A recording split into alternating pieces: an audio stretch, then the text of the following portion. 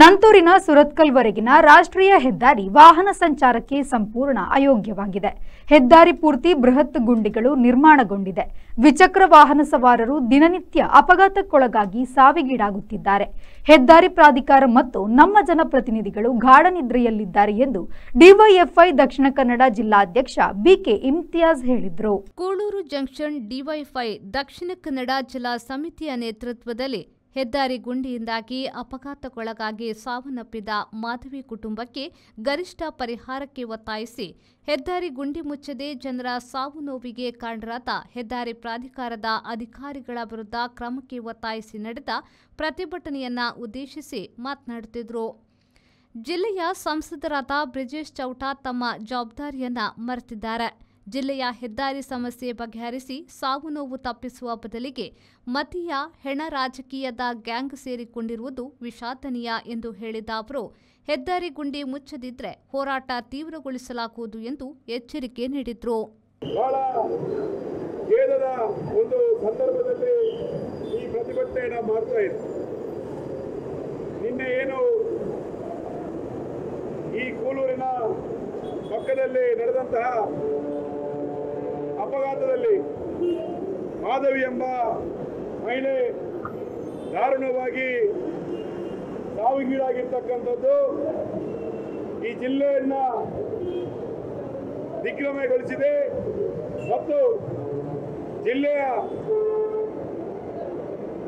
ಹೆದ್ದಾರಿ ಮತ್ತು ರಸ್ತೆಯ ಪರಿಸ್ಥಿತಿಗೆ ಒಂದು ಕನ್ನಡಿಯಾಗಿ ಇವತ್ತು ನಿನ್ನೆ ನಡೆದಂತಹ ಮಾಧವಿಯವರ ಅಪಘಾತ ಪ್ರಕರಣ ಇವತ್ತು ನಮ್ಮ ಕಣ್ಣ ಮುಂದೆ. ಬಂಧುಗಳೇ, ಡಿವೈಎಫ್ಐ ನೇತೃತ್ವದಲ್ಲಿ ಮಂಗಳೂರಿನ ರಾಷ್ಟ್ರೀಯ ಹೆದ್ದಾರಿ ಸೇರಿ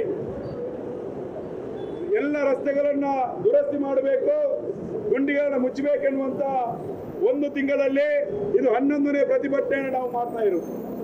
11ನೇ ಪ್ರತಿಭಟನೆ ಇವತ್ತಾಗ್ತಾ ಇರುವುದು ನೋಡಿ. ಅಶ್ರಫ್ ರಸ್ತೆ ಅಪಘಾತದಲ್ಲಿ ಸಾವಿಗೀಡಾದಾಗ ನಾವು ರಸ್ತೆಯ ಗುಂಡಿಗಳನ್ನು ಮುಚ್ಚಿ ಅನ್ನುವಂತ ಹೋರಾಟವನ್ನು ಆರಂಭ ಮಾಡಿದೆ. ಮಾಧವಿಯವರ ಈ ಒಂದು ಅಪಘಾತದ ನಂತರವಾದರೂ ಈ ಹೋರಾಟ ಕೊನೆಗೊಳ್ಳಬೇಕೆನ್ನುವಂಥದ್ದು ನಮ್ಮ ಆಸೆ. ನೋಡಿ, ಎಷ್ಟೊಂದು ದುರಂತ, ಎಷ್ಟೊಂದು ವಿಪರ್ಯಾಸ ಅಂದ್ರೆ ಈ ರಸ್ತೆ ಗುಂಡಿ ಮುಚ್ಚಲಿಕ್ಕೆ ಮಾಧವಿಯವರ ಸಾವಾಗಬೇಕಿತ್ತ ರಾಷ್ಟ್ರೀಯ ಹೆದ್ದಾರಿ ಪ್ರಾಧಿಕಾರದವರಿಗೆ? ಎಷ್ಟೊಂದು ನೋವು, ಎಷ್ಟೊಂದು ಯಾವ ಕುಟುಂಬದ ಭಾವನೆ ಯಾರಿಗೂ ಕೂಡ ಅರ್ಥ ಆಗೋದಿಲ್ಲ.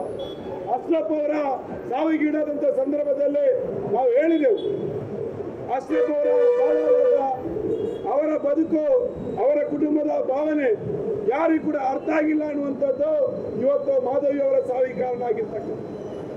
ರಸ್ತೆಯ ಬೇರೆ ಸಂಚಾರ ಮಾಡುವುದಂದ್ರೆ ಸುರತ್ಕಲ್ನಿಂದ ನಂತೂರುವರೆಗಿನ ರಸ್ತೆ ರಾಷ್ಟ್ರೀಯ ಹೆದ್ದಾರಿ ಸಂಚಾರ ಮಾಡುವುದಂದ್ರೆ ಇವತ್ತು ಸಾವಿನ ಮೇಲೆ ನಡೀತಕ್ಕಂಥ ಒಂದು ಪರಿಸ್ಥಿತಿಯಲ್ಲಿದೆ. ಈ ರಸ್ತೆಯ ಈ ರೀತಿಯಾದಂತಹ ಒಂದು ನಿರ್ಲಕ್ಷ್ಯತನಕ್ಕೆ ಕಾರಣ ಆಗಿರ್ತಕ್ಕಂಥ ರಾಷ್ಟ್ರೀಯ ಹೆದ್ದಾರಿ ಪ್ರಾಧಿಕಾರ, ಇಲ್ಲಿನ ಸಂಸದರು, ಇಲ್ಲಿನ ಶಾಸಕರುಗಳು ಅವರ ಬೇಜವಾಬ್ದಾರಿತನ ಈ ಒಂದು ರಸ್ತೆ ಅಪಘಾತದಲ್ಲಿ ಸಾವಿಗೀಡಾದಂತ ಕುಟುಂಬದ ಕಣ್ಣೀರು, ಕೈ ಕಾಲು ಮುರಿಕೊಂಡು ಸಾವು ನೋವುಗಳನ್ನ ಅನುಭವಿಸಿದಂತ ಕುಟುಂಬಗಳ ಕಣ್ಣೀರು ಇವತ್ತು ನಮ್ಮನ್ನು ಆಳ್ತಕ್ಕಂಥವರಿಗೆ ಇವತ್ತು ಖಂಡಿತವಾಗಿಯೂ ಒಂದು ಶಾಪ ಆಗಬಹುದು.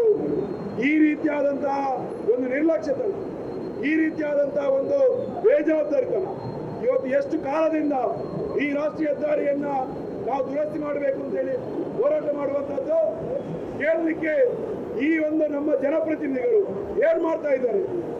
ನಮ್ಮ ಶಾಸಕ ಭರತ್ ಶೆಟ್ಟರಿಗೆ ನಾನು ಕೇಳುವ, ಸುರತ್ಕಲ್ನಲ್ಲಿ ನೀವು ಯಾರೋ ಮಾಡಿದಂತ ರಸ್ತೆಗೆ ವೀರ ಸಾವರ್ಕರ್ ಹೆಸರಿಡ್ಲಿಕ್ಕೆ ಹೋಗ್ತೀರಲ್ಲ, ಈ ಒಂದು ಗುಂಡಿಯಲ್ಲಿ ಬಿದ್ದು ಈ ಒಂದು ಗುಂಡಿಯಲ್ಲಿ ಸಾಯುವಂತ ರಸ್ತೆಗೆ ನಿಮ್ಮ ತಂದೆಯ ಹೆಸರನ್ನು ಇರಬೇಕು ನಾನು ಒತ್ತಾಯ ಮಾಡ್ತೀನಿ.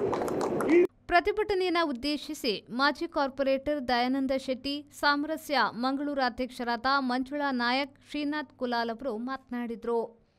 ಪ್ರತಿಭಟನೆಯಲ್ಲಿ ಮಹಿಳಾ ಮುಖಂಡರಾದ ಮೀನಾ ಟೆಲಿಸ್, ಸೌಮ್ಯ ಪಂಚಮಗುರು, ಪ್ರಮಿಳಾ, ಯೋಗಿತಾ, ಮಾಧುರಿ, ಆಶಾ ಬೈಕಂಪಾಡಿ, ಸಾಮಾಜಿಕ ಮುಂದಾಳುಗಳಾದ ವಿನ್ಸೆಂಟ್ ಕೋಡಿಕಲ್, ಕನಕದಾಸ ಕುಳೂರು, ಮುಸ್ತಫಾ ಪಂಚಮಗುರು, ಮನೋಜ್ ಕುಲಾಲ್, ಸುಜಿತ್, ಶರೀಫ್ ಮಾಯ್ಲಾ, ಅನಿಲ್ ಡಿಸೋಸಾ ಸೇರಿದಂತೆ ಮೊದಲಾದವರು ಉಪಸ್ಥಿತರಿದ್ದರು. ಶರತ್ ಸಾಲಿಯನ್, ವಿ4 ನ್ಯೂಸ್, ಮಂಗಳೂರು.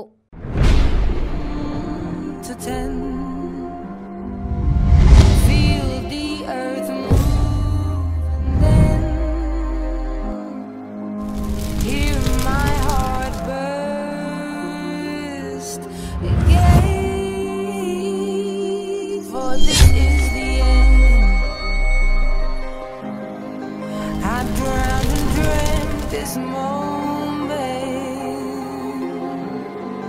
so overdue.